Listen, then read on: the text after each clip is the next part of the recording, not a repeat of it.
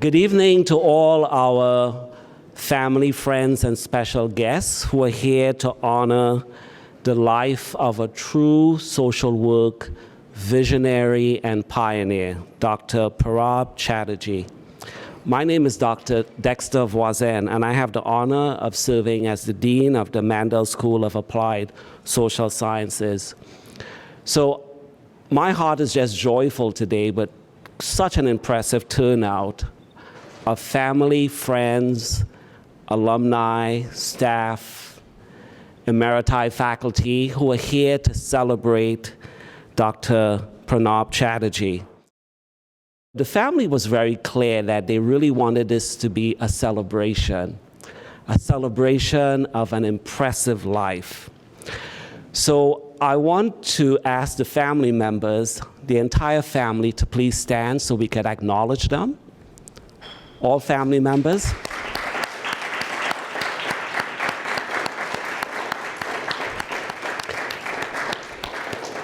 And while they remain standing, I'm going to ask the planning committee, those folks who were working with the family since this past summer, to organize this event, to please stand as well.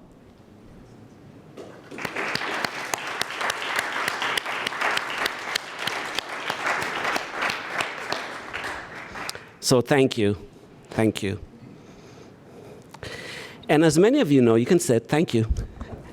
And as many of you know, Dr. Pranab Chatterjee was the Grace Longwell Coyle Professor Emeritus in Group Work. And this is a title that's really reserved for individuals who are at the top of their game, individuals who are distinguished in their fields in terms of an endowed professorship. But before we delve into the celebration this afternoon, I would also like to ask his close family members who've been planning this event with us, Dr. Marian Chatterjee, if you'll please stand again. Shraboni, I understand that a few weeks after you were born, they actually had a shower for you here at the Mandel School, so you basically grew up at the Mandel School? 6 days, yes. All right, please stand. And I'd like to thank them for sharing their dad with us and husband, who was a member of the faculty for over 40 years. And his son as well, Manu. And you know, no one has that level of accomplishment or acclaim without having a strong family support and folks behind them. So I just want to ask his family to stand one more time and to just thank them for sharing him with us for the past 4 decades. So thank you. So today we're going to hear some snippets from folks who knew him well about the great life and accomplishment of an incredible human being and scholar who meant so much to the Mandel School as well as to the Cleveland community and beyond. And I'm going to invite folks, as you listen this afternoon, folks who are joining us online, you can scan your QR code and you can add your fond memories of Dr. Chatterjee to the memorial board, as well as folks who are sitting on the table. If we left the space open for everyone to share their memories, we'll be here until 2 o'clock in the morning. So I'm going to ask folks who like to add additional memories to the memorial board to please do so by just scanning the QR code on your program. So I'd like to start off by asking Dr. Chatterjee's son, Manu, to please come to the podium.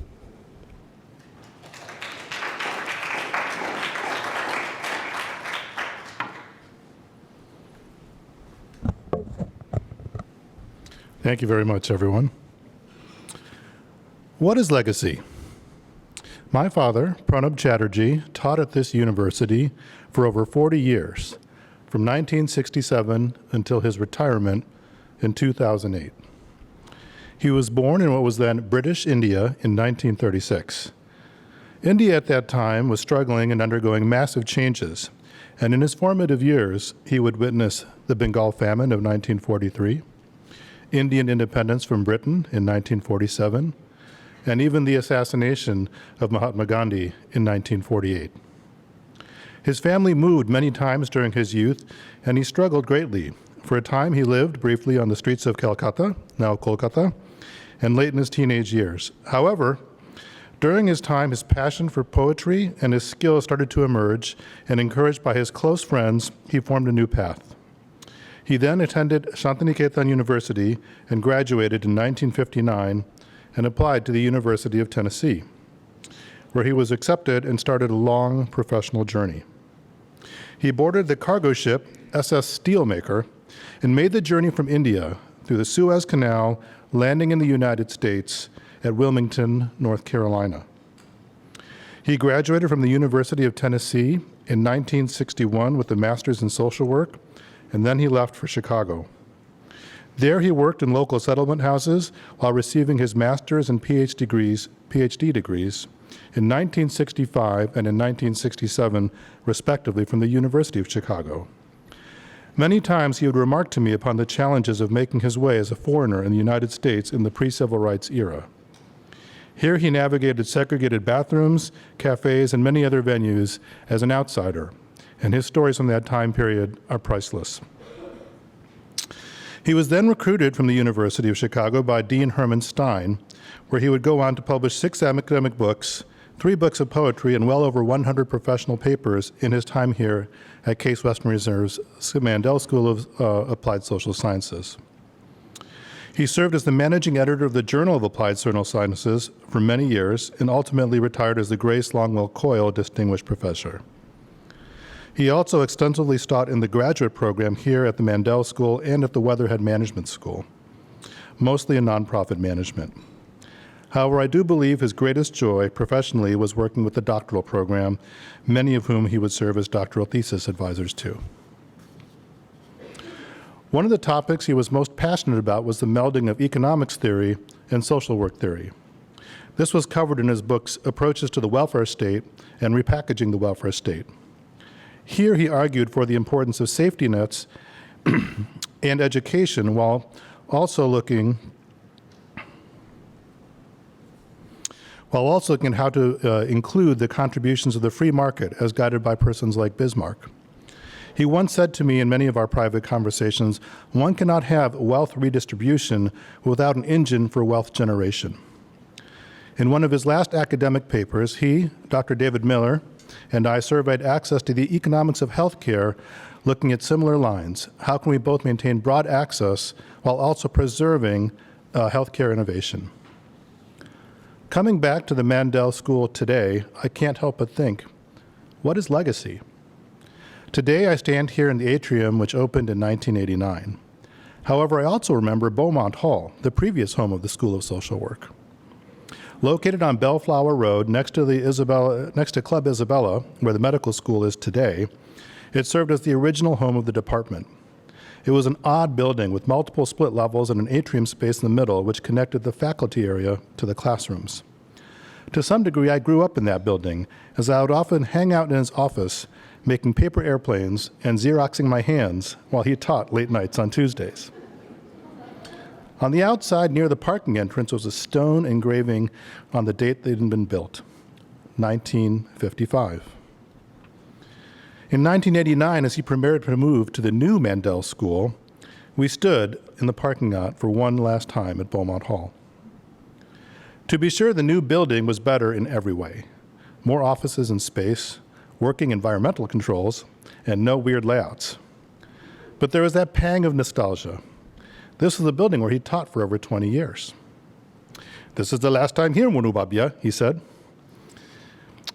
1955, I said. That means this building is less than 40 years old. I know the new building is better, but what about the Beaumonts? What do you mean, he asked. Well, I said, someone donated to have a money built in their name. I wonder if they would have been disappointed if they know their legacy had not lasted even 35 years. That's a profound question, he said. Don't you think they'd be disappointed? I mean, it's an entire building. Soon it will be demolished. Quite possibly, he said, maybe even very much so. But nothing lasts forever. Perhaps it is better to think about what was accomplished in that building. Students taught and knowledge passed on from one generation to the next. It still feels like someone's legacy is lost, I said. I don't know the Beaumonts, but I still think they'd be disappointed to know the remembrance is no longer here. Very few people will remember their contribution in a few years. This is true, he said, and he pondered that for a moment. And then he said, but perhaps that is just the flow of life. They will be disappointed, but life moves on. You and I can still remember the time we enjoyed here, just as I can remember houses I can no longer visit in India. We all live in our shared stories and in our experiences. Today I think about what it means when someone moves on. What were the shared experiences? What were the tangible and intangible imprints that they have left upon us? Perhaps the intangibles, the late conversations, the remembrances of nights out, and the shared aha moments are the longest lasting legacies we can leave. In the words of Pericles, what you leave behind is not engraved in stone monuments, but what is woven into the lives of others. So tonight here, visiting for the first time in quite a few years, I look forward to listening. I look forward to hearing your stories about lectures taught and insights given, helping hands, and funny quirks that led to warm laughs. Thank you very much.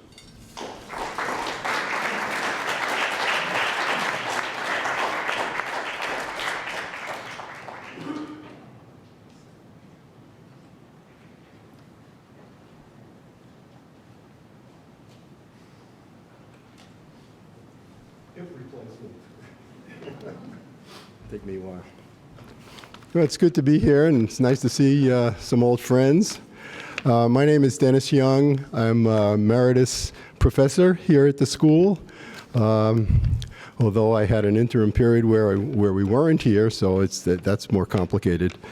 But I'm very pleased to be here and say a few words on behalf of and in memory of Pranab.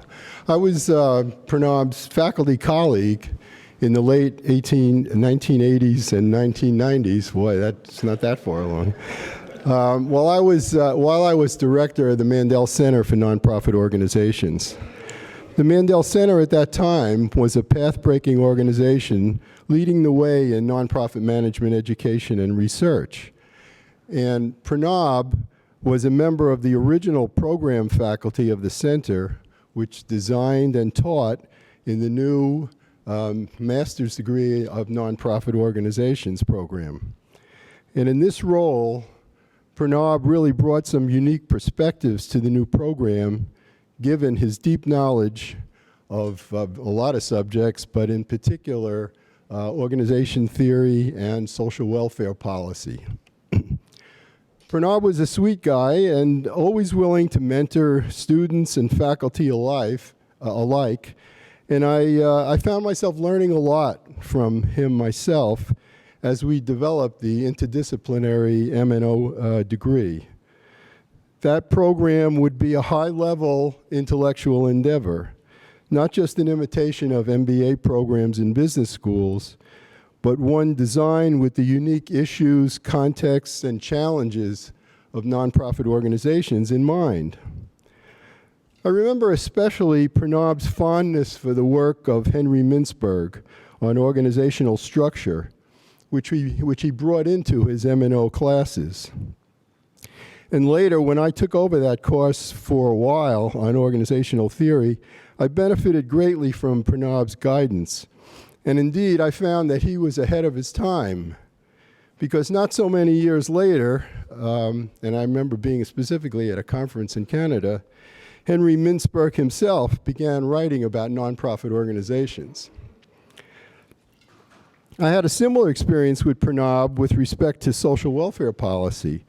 He was an expert on the welfare state in Europe and elsewhere, and he brought this perspective to bear on the place of nonprofit organizations in the United States. During this same period, nonprofit scholars in the US were discovering that the nonprofit sector was not unique to the United States, but indeed was playing a key role in the provision of public services abroad as well.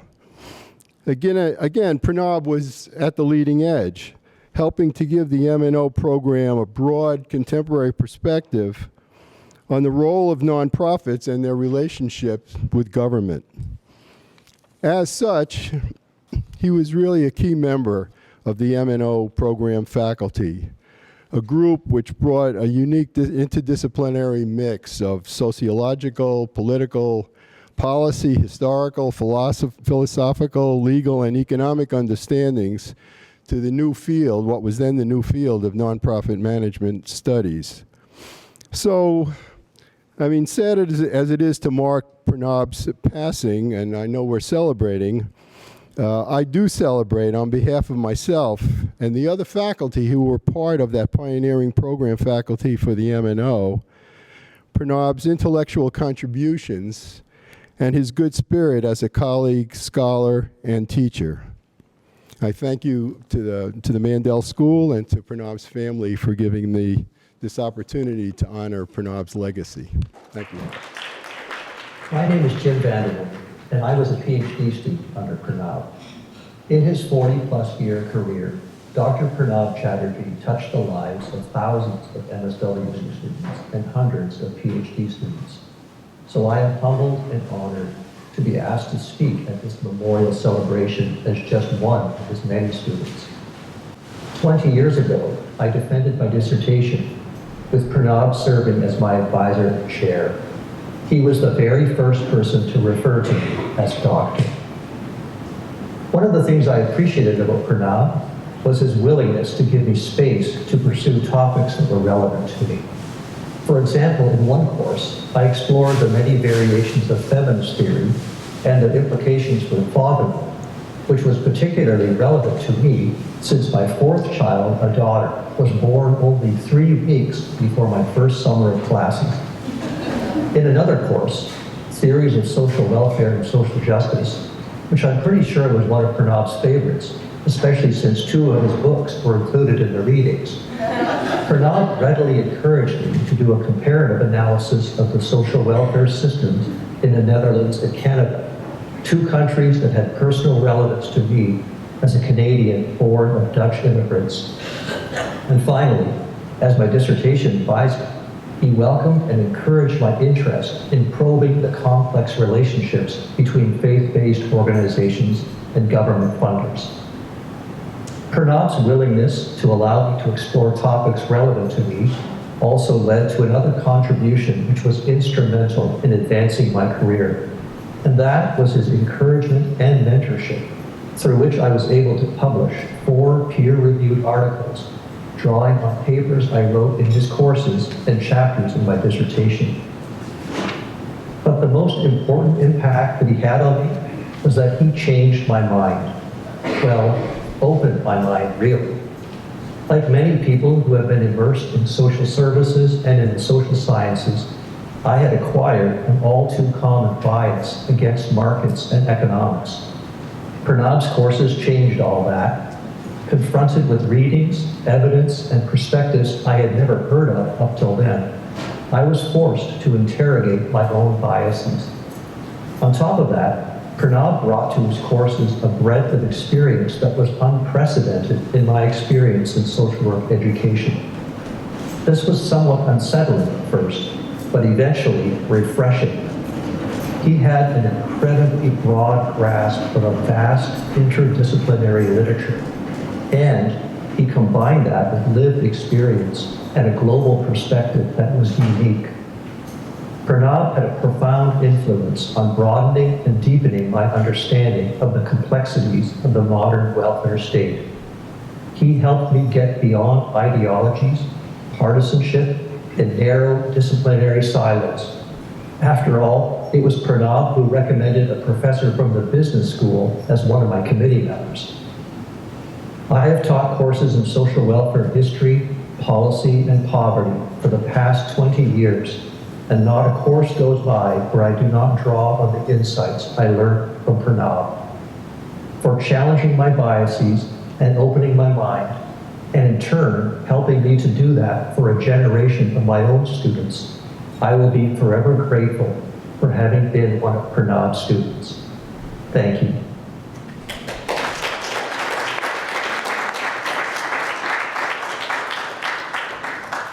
Hello, I'm Marian Chatterjee. I'm going to start off by paying tribute to Pranab by reading a tribute by Dr. Palasana Balgopal, whose picture is at the bottom there. Dr. Balgopal is in India and was very sad not to make it, but he's had a lifelong friendship and collegial relationship with Pranab. So here it is. Pranab and I both came to this country in 1960. I met him in Chicago through our mutual friend Vishu Visweswaran. After all three of us joined academia, we met each year at the annual program meeting of the CSWE. I eagerly look forward to these meetings and spending time with Pranab. Pranab was, my goodness, it doesn't feel right to talk about him in the past tense. After he moved to California, Shyamala and I went to see him. By the way, Dr. Balgopal is an emeritus professor at University of Illinois, Urbana-Champaign. Some of you may be familiar with him. He's very, another true scholar. Pranab was a true scholar, philosopher, poet, social work theorist, and gentleman. He enjoyed life and was in his element when he was boating. He invited me many times to Cleveland to go boating with him. I regret I never made the trip. He did his early schooling at Gurudev Rabindranath Tagore's Shantiniketan in Bengal. Tagore is a Nobel laureate in English literature and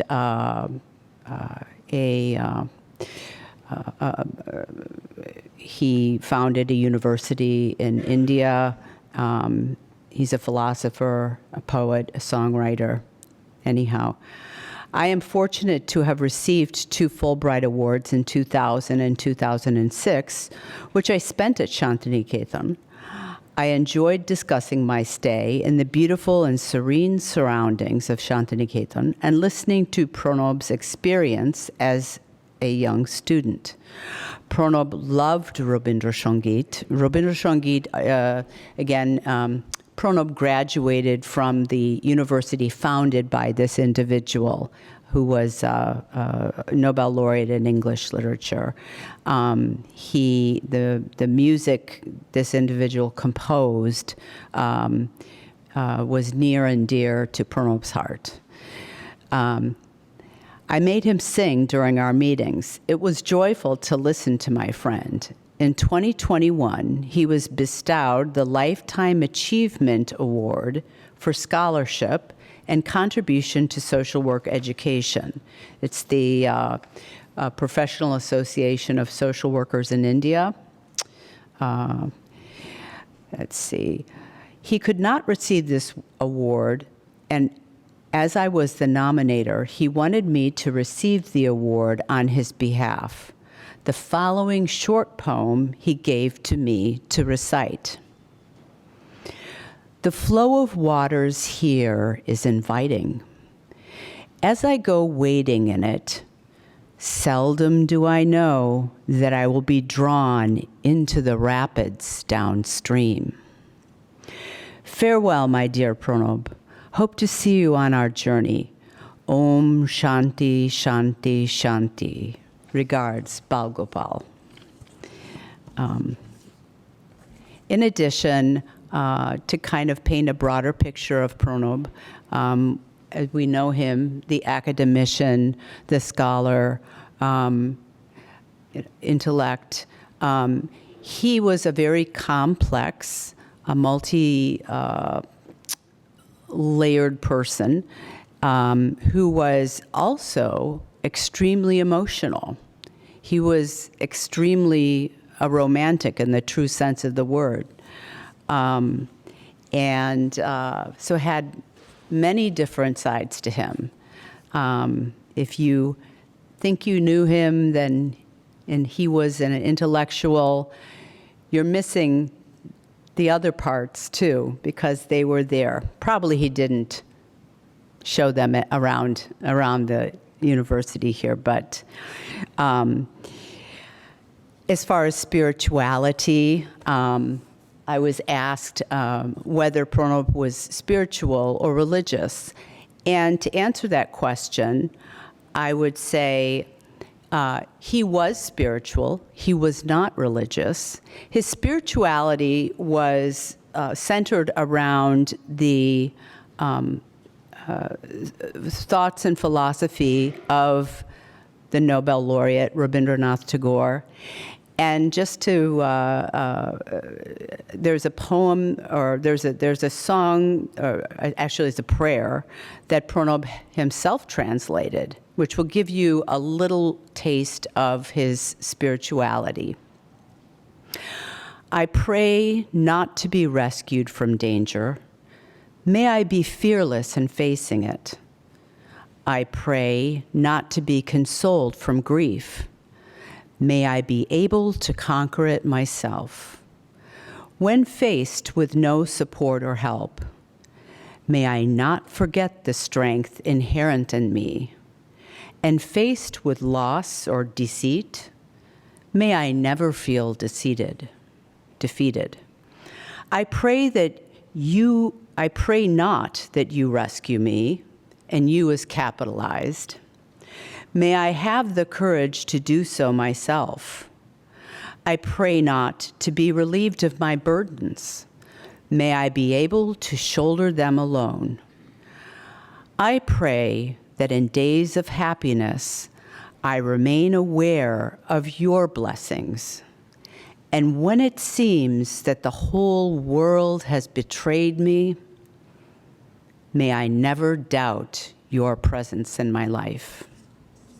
So that's his spirituality. That's Monu wanted me to read a poem of his just because he is a poet. That's a very central part of him. So I'm reading something that he had written many years ago to me, called Light Years Away. I can still hear your voice across 1,000 waves. Would still launch 1,000 ships to see your face, or travel some thousands of miles to hold your hand. Would still know your eyes amidst 1,000 stars at night, and would still be waiting for you 1,000 light years from now. Thank you.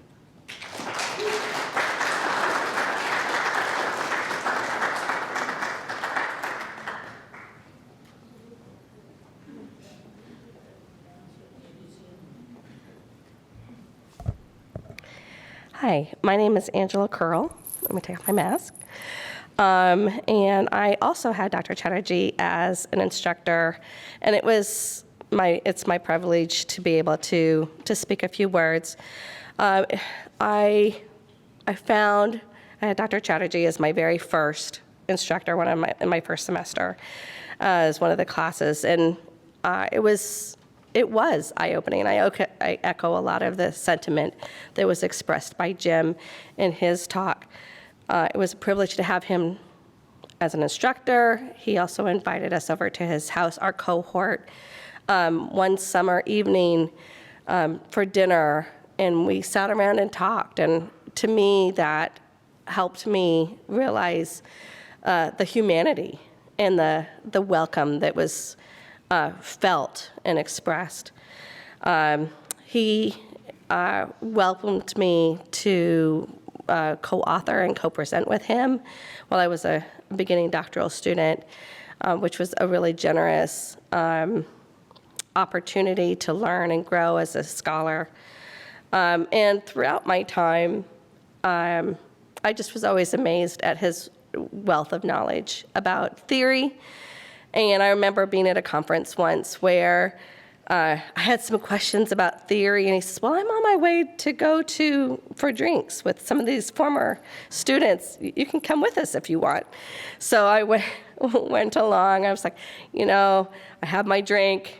I will follow you around as if, a dedicated student, and I was just vigorously taking notes as he shared some of the theories that I was asking about. Just it was in his head. He didn't have to go look it up or think about it. He just knew this information.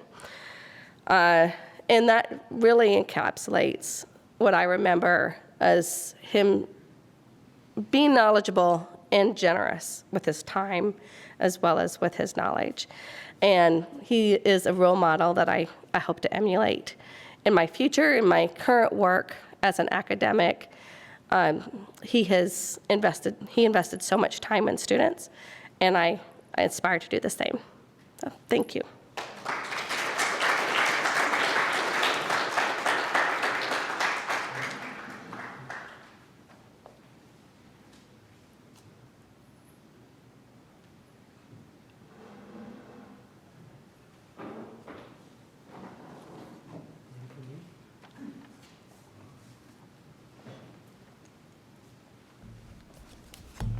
Pranab and I had thousands of conversations on topics ranging from social policy to social theory to social work practice.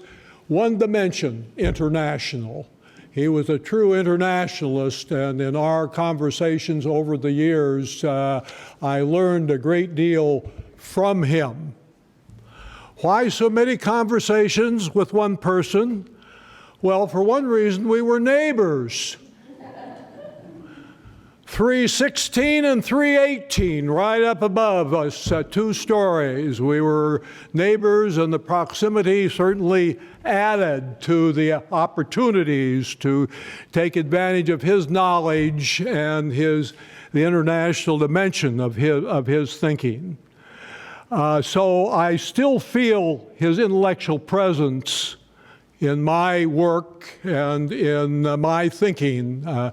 He was a man of considerable thought, considerable ability to bring together theory and practice, a man of much learning, a great conversationalist, but also a prolific scholar. We shared ideas and experiences over 30 of the 40 years that he was here at MSAS, and certainly the proximity of our 2 offices had something to do with it. We were also both internationally oriented, recognizing that all the new ideas didn't necessarily come out of this country, but came out of someplace else in the world. So this manifested itself, my interaction with Pranab, in different ways. Lunch with Pranab was both an intellectual and a gourmet experience, because Pranab was certainly a gourmet. He knew almost every international restaurant within 5 miles of this university. So we would go out to lunch, and certainly I learned a great deal about Indian food, certainly, but he also liked food from all other parts of the world, Italian, Chinese, French. So I gained a good deal of insight into the restaurant scene of this city during my visits with Pranab. It was fortunate to have Pranab as a guide during my month-long tour of India. He wasn't with me in presence, but he was with me in thought, because he took a lot of time to talk about India and the backgrounds. I was invited to give some lectures in Bombay, now Mumbai. But by the time that I got through, Pranab had arranged meetings with social work workers, professors in Delhi, in Kolkata, and in Madras, now Chennai. So I got a feeling of that large country with many different types of nationalities and thinking. Pranab was a true internationalist. He helped me to experience and learn from the world outside of the United States and Western Europe. expanded my view of the world and certainly benefited me greatly in terms of understanding and going on to write and work in that area. So Pranab was certainly a great scholar, but also a great teacher. He taught me considerable during those 30 years I had an opportunity to spend with him. He was also a gourmet and enjoyed food from all over the world, and we went to many restaurants together. So I consider myself very fortunate to have known him, to have gained his friendship, to have taken advantage of his intellectual acuity, and to become a friend, an academic neighbor next door.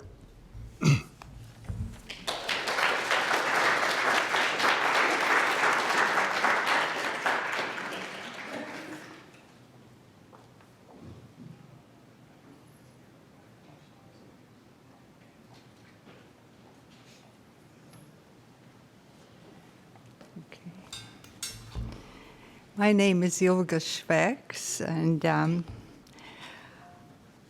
I too was a colleague of Pranab's for all the times that I was here, from 1972 to 2001. In addition to Pranab being a scholar and an intellectual, I think he was also a man of letters. When I first came to the university in the fall of 1972 in the old Beaumont Hall, he came to greet me, to welcome me within a week or two after I was there, and he brought me a gift. And it was a gift of his poems. It was in a dark purple cloth cover. Unbeknownst to Pranab, he didn't know, unbeknownst to him, I very much love poetry, and I have written poems, and so it was such a welcome, a very warm welcome that I will never forget. Whenever Pranab and I were in the halls of either the Beaumont Hall or this new MSAS building, we would talk about poetry and classical literature. What I remember most of all from our talks were our prolonged discussion on Plato's Republic and its seminal work on ethical and political philosophy, ethical issues. But Pranab and I pondered on Socrates' question of, in the Republic, on the concept of a just city. And then we sort of agreed that you wonder if there ever will be true justice in the world. And then what we did agree upon was the fact that a just man is better than being an unjust man.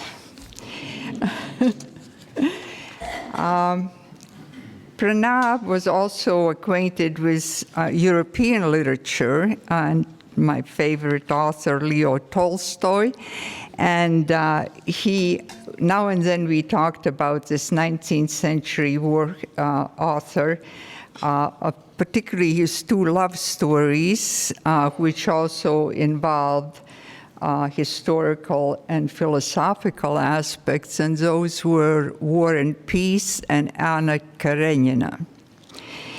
And what I remember from those discussions was that there was a kind of a conclusion that Tolstoy made, that to understand a man or a woman, we must look at his or her country's past history. And So it was not the individual history that I was teaching in class, it was the country's past history, which put a dent in my Freudian bent. But it was all right. So after Pranab's passing, I decided to write a poem in his memory, and here it goes. In memory of Pranab Chatterjee, PhD, 1936 to 2021. Weaved in the tapestry of our minds, deeply felt throughout life's intertwining excitations and despairs, touched by the loving caress of betrothal joys and newborn sounds. My chalice of life's memories effervesces together with you. The loves of my life, a son and a daughter. All seasons, for all reasons, you bloomed in the garden of my life. The most precious possession I'm leaving you, memories we weave together. They'll twine from generation to generation, perhaps to remember that I was here too. For now, though, I must traverse on and leave you behind. Thank you.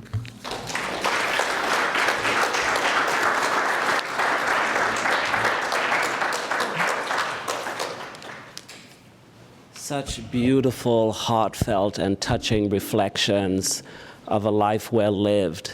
And this is just a small sample of the impact that Professor Chatterjee's life has had. It's going to continue to live on, not only in the memory of folks who remember him fondly, but also the folks who have gone on to teach and carry on his legacy and the life lessons. So a true Renaissance man, a husband, a father, a son, a scholar, a poet, a romanticist.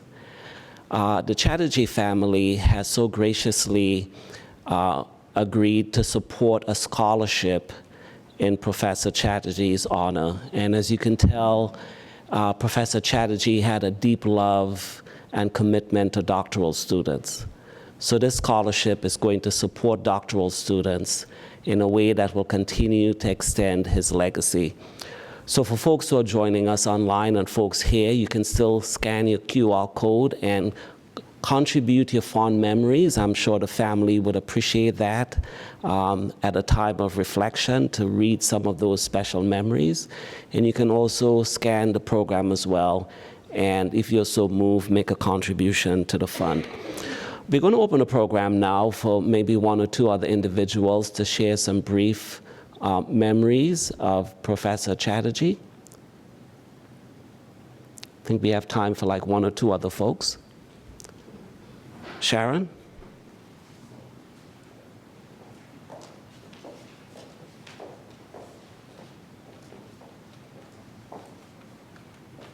Hi, I'm Sharon Milligan, and I was a faculty colleague of Pranab Chatterjee.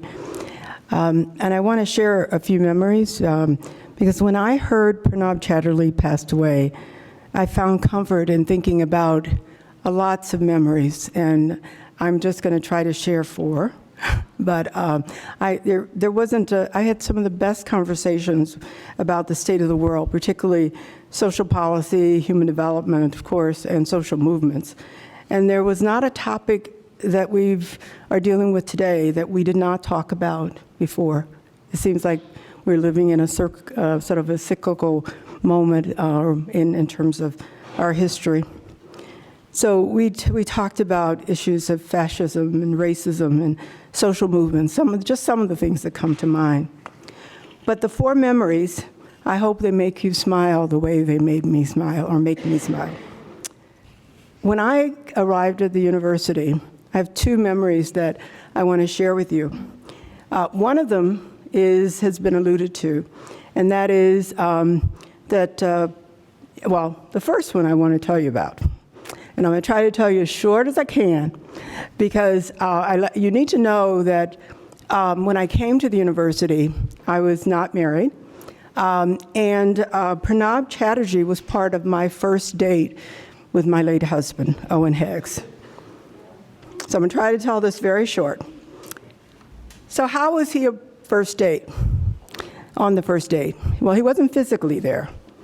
But Pranab often wrote to Louis Stokes when Owen, my late husband, was an administrative assistant to Stokes in his first term and in the U.S. Congress. So on our first date, Owen started to, realizing that I was sort of a blind date too, so that I was at Case Western Reserve. He talked about knowing a colleague of mine, Pranab Chatterjee. And he went on and on about how no other faculty provided the depth of social policy analysis like Pranab Chatterjee did when he was assistant to Louis Stokes.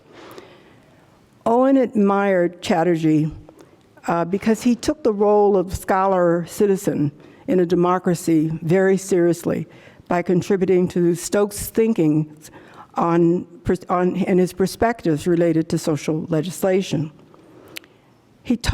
Owen talked extensively and in earnest, because I kind of looked at him and was trying to figure out why was he talking about this guy that I work with, but he was in earnest in terms of Pranab's letter, in terms of his reflection upon his letter writing. And he actually kept one copy of a letter that Pranab sent him because he thought it was just so important. And their relationship continued when Owen was a faculty here at the campus in the law school. And so this was the one thing we had in common, and that is that I knew Pranab and was a colleague, and his respect in terms of Pranab and his work and his thinking. In addition to being an engaged scholar, Chatterjee was a foodie. So I think somebody mentioned he loved food. So early on, I didn't get a chance to first experience his culinary arts, but I did get a chance to go to a dinner at an Ethiopian restaurant here on 61st in St. Clair. I was new on the faculty and new to Cleveland, and that was my first time at the restaurant, and I love Ethiopian food. And I remember looking forward to the restaurant, but honestly, I was a little skeptical, not knowing my colleagues. And I knew that I probably would want the food to be very spicy, but I decided, nah, I'm not going to eat my food spicy because I will sweat. I wouldn't eat it too spicy because I knew that I was going to sweat at the brow. So I didn't want to embarrass myself. But that night, I looked over at Pranab and found out he did not care. He was sweating. I smiled to myself. I like this guy, Pranab Chatterjee, and look forward to other culinary cultural experiences with him, and we had many. Another memory I'd like to share is that whenever I talked with Pranab, he always he asked about my children, and then he talked about his children. So when Manu was young, and when he went to college, we held each other's hands through the transition from his living at home and moving into the college dormitory, and we lamented the transition. He knew about the theory.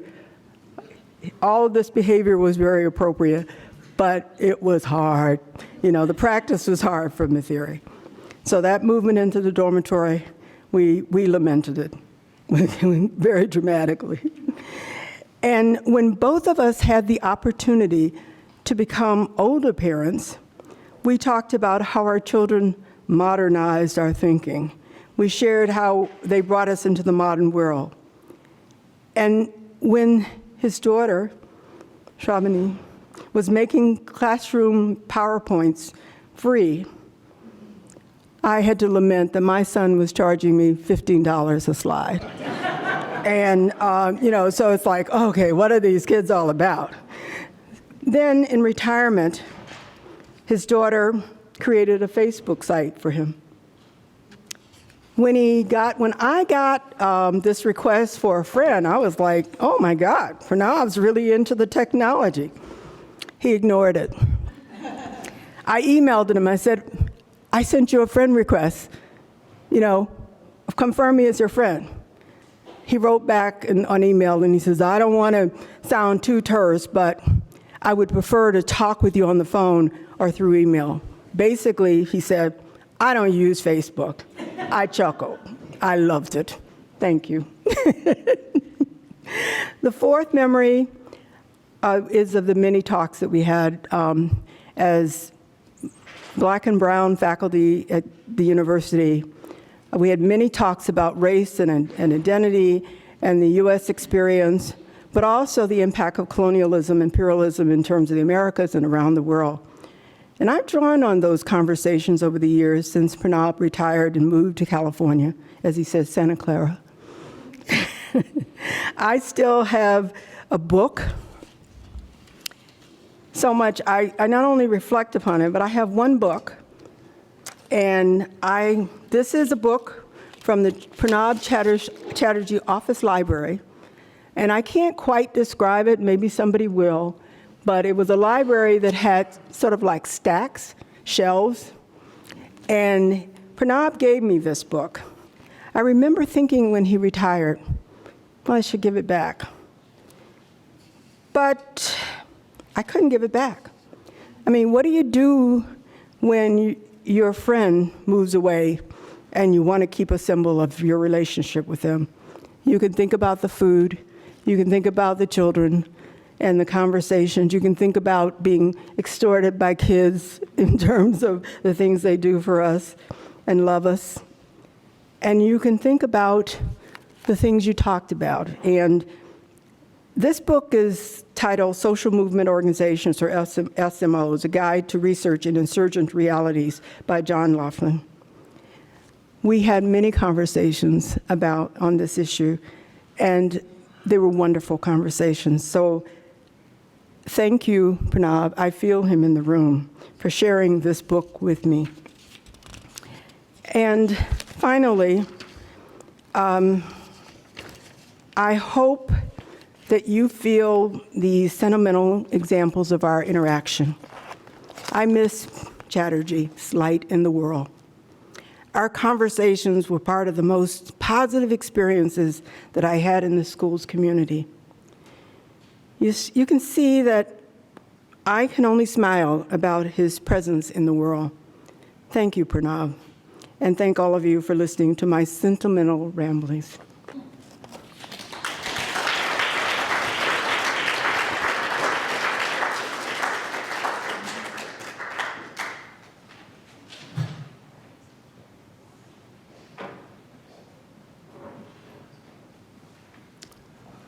Good evening. I'm Cleve Gilmore, and I was Pranab's last dean at the school. And regrettably, I did not know him as long or as well as the previous speakers. And listening to the stories, the testimony, the poems that have been shared, I think I feel a loss that I did not know him that well. But I want to share with you that when I joined the school, Pranab and I had one relationship before that. He had invited me to serve on a dissertation committee of one of his students. And it was back in the day when it was still in Beaumont Hall. So I got to experience Beaumont Hall. But I also got to experience his intellect in that meeting. And sometimes when you walk out of a room and say, whoa, well, that was a smart guy. I didn't even try to hold my own. It was just, I hope I made some good comments for the student. But when I came to the school, I remembered him very well. And when you're a new dean, Dean Vossen can testify to the fact that people give you advice. They like to share with you their own ideas of what the school should be doing and the directions it should take. Pranab certainly did that, but his advice was quite different from nearly everyone else. he didn't have a personal agenda. I remember his agenda was about how the school needed to recognize its own position as a social work leader in its intellectual community. And I remember him explicitly pointing out that the school had been ranked number 5, but at that point it had slipped to number 8 or 9. And he didn't like that. He deserved the school, he said the school deserves to be more highly regarded by its peers. And he had a theory as to why it had slipped, and it wasn't because the faculty had not continued to be highly productive, but that the dean wasn't doing enough to promote the school. And, and if I was going to be in this position beyond my interim period of 6 months, I should take that on. And those of you who worked with me during my nearly 20 years here realize that I did take that on. I made a point of being a presence at national meetings and talking about the faculty and talking about the wonderful curricula that we have here. He also emphasized that I needed to support faculty who were engaged in good scholarship and, related to that, supporting the doctoral program. And so I made a point of putting more support into doctoral education here. So I have to give credit to Pranab for that early orientation and direction. It really did have a profound influence on me. But I'll close with my favorite memory of a time when I had a meal with Pranab. A lot of you have mentioned your meals. And this time he was really there. It wasn't just a spiritual presence. And we had a guest speaker, Jim Midgley, had come in for a presentation. I think it was part of the Herman Stein lecture, international lecture. And Jim is an old friend of Terry Hockenstad, and they've written together. So Terry and Pranab, who knew Jim very well, took him out to dinner. So there were 4 of us at the table. And I just enjoyed their conversation. I mean, these 3 giants in international social work exchanging ideas and talking. And they were mentioning the travels that they had coming up, and they turned to me graciously and said, "Oh, do you have any travels planned, Cleveland?" I said, "Well, I'm thinking about going to a conference in Australia." They said, "Oh, well, that's wonderful." And then they went on to share with me what they thought the best itinerary was for traveling to Australia, because it could be such an arduous journey. And I remember Pranab being quite passionate about a place in Tahiti that he recommended staying at that had a lagoon, and the huts were around the lagoon. He says, quite pleasant, Cleve, and that's really where you should do a layover and spend time there. And I remember going home and telling my wife, I said, whoa, when you think of academics, you don't think about people as international globetrotters and staying at resorts in Tahiti, but my gosh, these guys really set the standards. So a delightful man. I've missed him since he left the university. We've stayed in touch a little bit, but he's a man who obviously had a great impact on all of you in this room. The testimony from the students was quite moving, but he's a person who really profoundly affected my deanship here too, and so to him I thank him for that.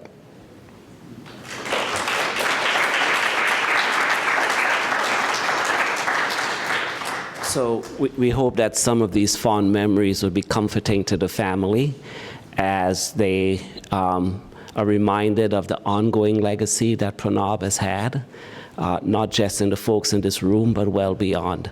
So I just want to thank you again for coming. I want to thank again the Chatterjee family.